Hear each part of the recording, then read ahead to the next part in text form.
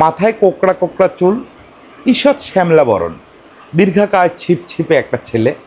আমার এই ছেলেটাকে যখনই ক্যামেরার দিকে চেয়ে হাসতে দেখি বা সামনাসামনি এক দুবার যে দেখেছি হাসতে দেখি, তখনই মনে হয় 70-এর দশকের সৌমিত্র। আসলে সবচেয়ে ভালো তুলনাটা হয় মনে হয় রজার ফেদেরারের সঙ্গে।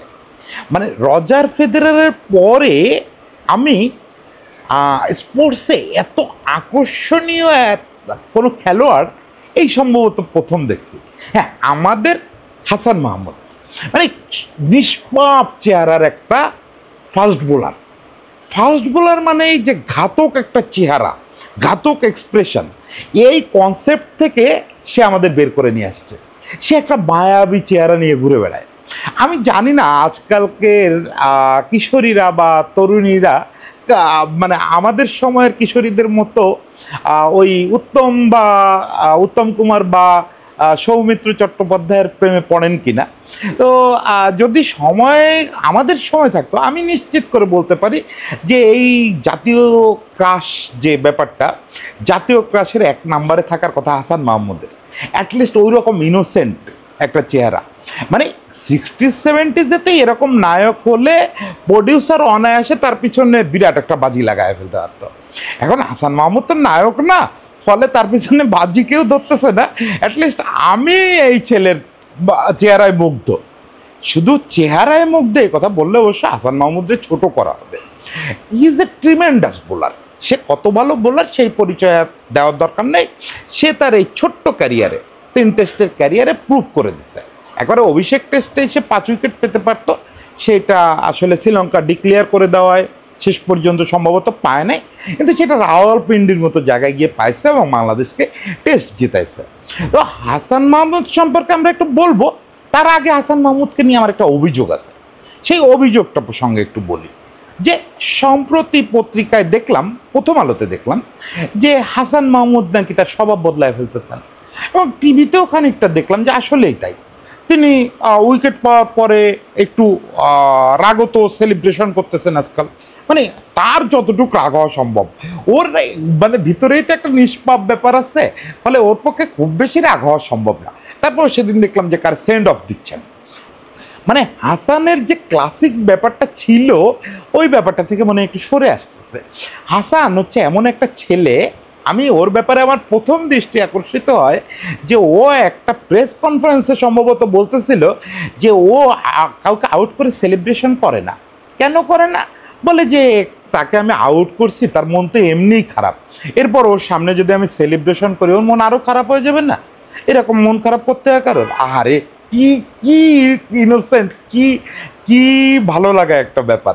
তো এখন কথা হচ্ছে যে হাসানের এই ব্যাপারটা নিয়ে নাকি আমাদের ম্যানেজমেন্টের অভিযোগ ছিল, চান্দিকা তরু সিংহে আর আমাদের ক্যাপ্টেন শান্ত, এরা দুজন নাকি খুব ছিল যে এই তুই একটু অ্যাগ্রেসিভ হোস না কেন, আর একটু অ্যাগ্রেশন দেখা, ফাস্ট বোলাররা অ্যাগ্রেসিভ না হলে চলে কি নাকি, এই সব চাপে পড়া এই বেচারা নিজের স্বভাব থেকে বেরোয় আসে, এখন অ্যাগ্রেশন দেখানোর চেষ্টা করতেছে এবং রীতিমতো ব্যাটসম্যানরা সেন্ড অফ দিচ্ছে।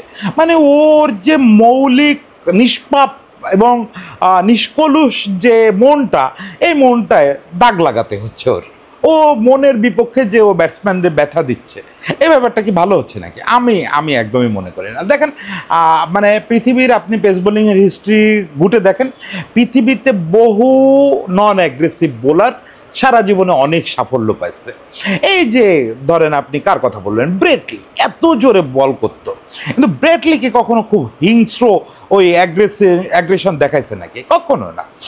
এরকম ভদ্র পোলাইট কোটনি ওয়ালসের কথা ধরেন না, কোটনি ওয়ালসের মুখে তো সব সময় হাসিটা লাগে থাকতো। অ্যামব্রোজের, ওরা দুজন পার্টনার ছিল, হ্যাঁ ওদের ভিতরে অ্যাগ্রেশন ছিল, but they are so polite.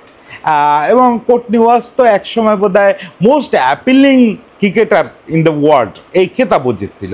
ওই তালিকা কেমনি কী করে আমাদের অলোকদার নামও ঢুকে গেছিলো। তা যাই হোক, আমি যেটা বলতে চাই যে আপনাকে ফাস্ট বোলার হইতে হইলেই অ্যাগ্রেসিভ হইতে হবে এমন কোনো কথা নাই, এমন কোনো কথা কোথাও নাই। এবং আমি যদি মনে করি হিস্ট্রিতে হাসানের মতো বিনয়ী, সোভার এবং নিষ্কলুষ এবং এই যে ইনোসেন্ট হাসি, এই রকম ছেলে যদি ইতিহাসে আর নাও থেকে থাকে, হাসান একটা ইউনিক ব্যাপার। হাসান এইটার একটা কালচার তৈরি করুক যে না, এরকম বিনয়, এরকম হাসি, এরকম মাধুর্য দিয়েও আমরা পৃথিবী জয় করতে পারি, আমরা 4 উইকেট 5 উইকেট তুলে নিতে পারি, কোনো কিছু যায় আসে না। তো মূল কাজ হচ্ছে উইকেট নেওয়া, মূল কাজ হচ্ছে বোলিং। সেটা ভালো করতে পারলে অ্যাগ্রেশন থাকুক চাই না থাকুক। আমি আবার অ্যাগ্রেশনের প্রচণ্ড ভক্ত। আমি তানজিম সাকিবের অ্যাগ্রেশন দেখে মুগ্ধ হয়ে যাই। শুধু অ্যাগ্রেশন নিয়ে ওর ইন্টারভিউ করার জন্য আমি সিলেটে চলে যাই। আবার একই সঙ্গে একটা ইনোসেন্সও আমি দেখতে চাই। আমার কথা হচ্ছে পৃথিবী খুব বৈচিত্র্যময়, এখানে সবাইকে তানজিম সাকিব হতে হবে না, সবাইকে হাসান মাহমুদ হতে হবে না। কেউ প্রচণ্ড অ্যাগ্রেশন শো করবে, কেউ চুপচাপ থাকবে, কেউ নির্লিপ্ত থাকবে, কেউ আবার প্রাণ ভরা একটা হাসিতে জগৎ জয় করে নেবে। সবাইকে এক ফরম্যাটে ঢালতে গেলে আপনি ওই যে Sanat Jayasuriya, Matthew Haden, Sachin Tendulkar, Clive Lloyd, ভিন্ন ভিন্ন ঘরানার যে খেলোয়াড়, এটা তো আর পাবেন না। সবাই তাহলে এক মেজাজের হয়ে যাবে, সবাই একই রকম ব্যাট করবে। আপনি ইনজামাম কোথায় পাবেন? আপনি অর্জুনা রানাতুঙ্গা কোথায় পাবেন? সবাইরে যদি অ্যাথলেট বানায় ফেলেন, সবাইরে যদি ফিট বানায় ফেলেন, এটা তো পৃথিবী না। পৃথিবী তো অত্যন্ত বৈচিত্র্যময় একটা জায়গা। এখানে সাদা থাকবে, কালো থাকবে, নীল থাকবে, লাল থাকবে, কত রকম থাকবে। তো যাই হোক, বেশি কাব্যিকতা করা হয়ে গেল। হাসান সম্পর্কে 2-4 কথা বলি। বোলার হাসান সম্পর্কে 2-4 কথা না বললে পুরোটাই মনে হবে যে এই হাসানের চেহারা নিয়েই এতগুলা কথা বলে গেল লোকটা, হাসানের বোলিং সম্পর্কে কিচ্ছু জানে না। জানি না তো আমি বটেই, কিন্তু বলতে তো পারি 2-4 কথা। হাসান লক্ষ্মীপুরের ছেলে। হাসান উঠে আসছে এজ লেভেল থেকে, এবং সম্ভবত চিটাং আন্ডার-15 দিয়েও শুরু করছে। পরে বিকেএসপিতে আসার পরে বাংলাদেশের সবগুলো এজ লেভেল ধাপে ধাপে পার হয়ে আসছে। Under-19 world cup most probably 2018, ওখানে 9 উইকেট পাইছিল, এবং তখন কিন্তু এই হাসি চেহারা দিয়ে 9 উইকেট পেয়ে গেছে। পরে বিপিএলে গতির ঝড় তুলছে, ঢাকা লিগে গতির ঝড় তুলছে। মানে তখনও তো মঞ্চে নাহিদ রানা নাই, ফলে 145, 146 এটাই আমাদের কাছে অনেক বড় ব্যাপার। হাসান মোটামুটি 145+ বল রেগুলার করতেছিল, ফলে খুব দ্রুত দৃষ্টি আকর্ষণ করে প্রথমে লিমিটেড ওভারে অভিষেক হয়েছে, পরে টেস্ট অভিষেক হয়েছে শ্রীলঙ্কার বিপক্ষে। আমি এখন মনে করতেছি যে Hasan is most readymade for longer version. সেটা কেন? সেটা হচ্ছে যে হাসান, আমি আসলে মনে করি যে যেহেতু আমাদের পেসারদের এখন একটা বেশ বড় পাইপলাইন তৈরি হচ্ছে, ফলে চাপাচাপির কিছু নেই। কিন্তু হাসান চাইলে 3 ফরম্যাটেই ভালো খেলতে পারে। কারণ হাসান হচ্ছে আমাদের দেশের কথা যদি বলেন, তাহলে মাশরাফির পরে সবচেয়ে বেশি ভেরিয়েশনওয়ালা পেস বোলার, সবচেয়ে বেশি ভেরিয়েশনওয়ালা পেস বোলার। এবং সেই ভেরিয়েশনটা সে করে হচ্ছে 145+ বা 140+ স্পিডে।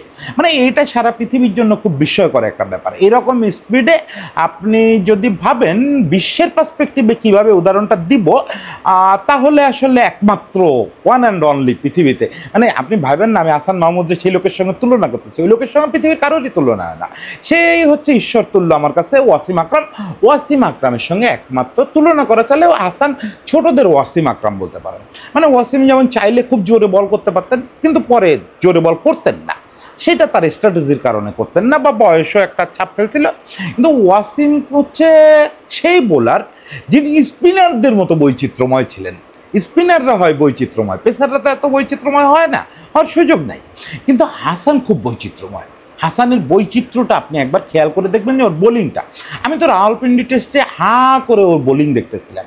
একটা তো 2 পাশ থেকে হাসান আর নাহিদ যখন 140+ স্পিডে বল করতেছে, ওইটা একটা অবিশ্বাস্য ব্যাপার।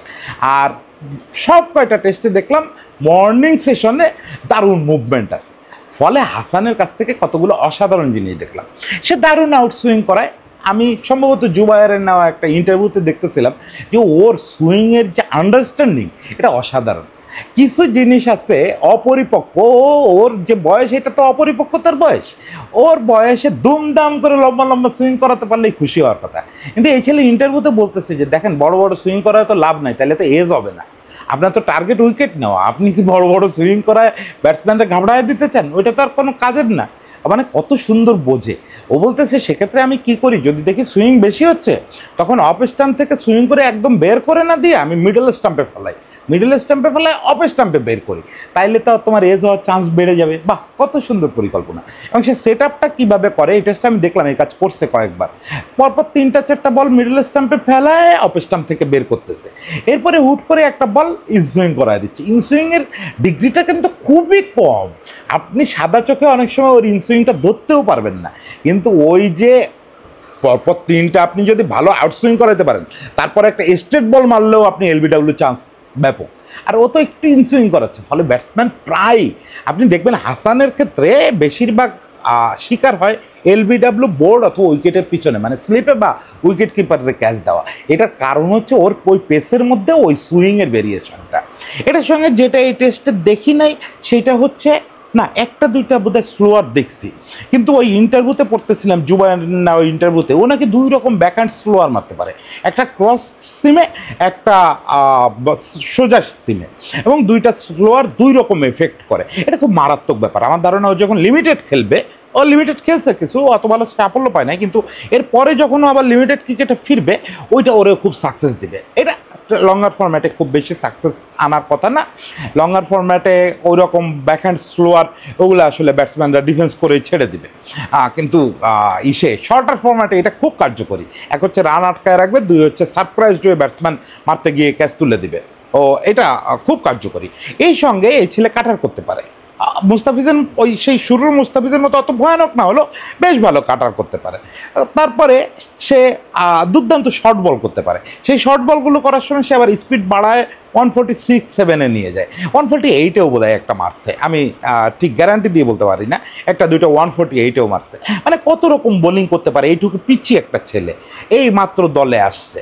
এবং আপনারা দেখছেন যে আমার ধারণা আমাদের টেস্টের ভবিষ্যৎ পেস সেন্সেশন হচ্ছে নাহিদ আর হাসান। 2 প্রান্ত থেকে নাহিদ বল করবে, হাসান বল করবে, দুজনই 140+ বল করতেছে। তার ভিতরে নাহিদ 150 ক্রস করবে মাঝে মাঝে, ফলে ওর এন্ডে মূলত ব্যাটসম্যান কেঁপে যাবে গতিতে, আর হাসান এটার সঙ্গে নানা রকম ভেরিয়েশন করতে থাকবে। ফলে আমাদের এই পেস খেলা বা ইন্ডিয়ান কন্ডিশনেও ইন্ডিয়ান ব্যাটসম্যানদের জন্য খুব টাফ হবে যে কোনো কন্ডিশনে। এই জুটিরে সামলানো, এই নাহিদ হাসান জুটি, এইটা আমি বলি যদি বাংলাদেশ ক্রিকেট বোর্ড এবং কোচিং সেট আপ যদি আওলায় না ফেলে, তাহলে এই নাহিদ হাসান জুটি আগামী দিনে সারা পৃথিবীর অন্যতম সেন্সেশন একটা জুটি হতে যাচ্ছে। তো যাই হোক, সেসব জুটির আলোচনা আজকে না, আজকের আলোচনা মূল যে জায়গায় ছিলাম সে জায়গায় আবার ফিরে যাই, সেটা হচ্ছে হাসানের ইনোসেন্স। দেখেন, আমি সোজা কথা বলি, এই জিনিসটা আমার পছন্দ না, এই যে হাসানরে আপনারা জোর করে বদলায় ফেললেন। আমি হাসানরে অনুরোধ করব, হাসান আপনি এই ভিডিও দেখবেন কিনা জানি না, প্লিজ ভাই বদলায়েন না, এদের কথা বদলায়েন না। সবাইকে সব কিছু হইতে হয় না। আপনি এই বুড়োদের কথা শুনেন না। শান্ত অল্প বয়সে বুড়ো হয়ে গেছে, আর আদর সিংয়ে তো বুড়ো মানুষ। আপনি ওনাদের বুঝান যে আমি হাসতে হাসতে উইকেট নিব, আমার অ্যাগ্রেশনের দরকার নেই, আমাকে আমার মতো থাকতে দাও। হাসান, আপনার হাসিটা দেখার জন্যই আমরা খেলা দেখি। আপনি যখন 5 উইকেট পেয়ে হাসিটা দেন ক্যামেরার দিকে তাকায়, ওইটার চেয়ে অপূর্ব দৃশ্য, ওইটার চেয়ে অপূর্ব সিনেমার হয় না। এটা টিকিট কেটে দেখতে পাওয়া যায় না। আপনার এই হাসিটা অম্লান থাকুক চিরকাল, আপনি এই হাসিটা ধরে রাখেন এবং আপনি ব্যাটসম্যানের মনের কষ্টটা নিজের করে অনুভব করেন। এই যে অনুভূতিটা, এটা বলে বোঝানো যাবে না। আপনি আপনার মতো থাকেন, নিজের হারাবেন না হাসান। সবাই ভালো থাকেন।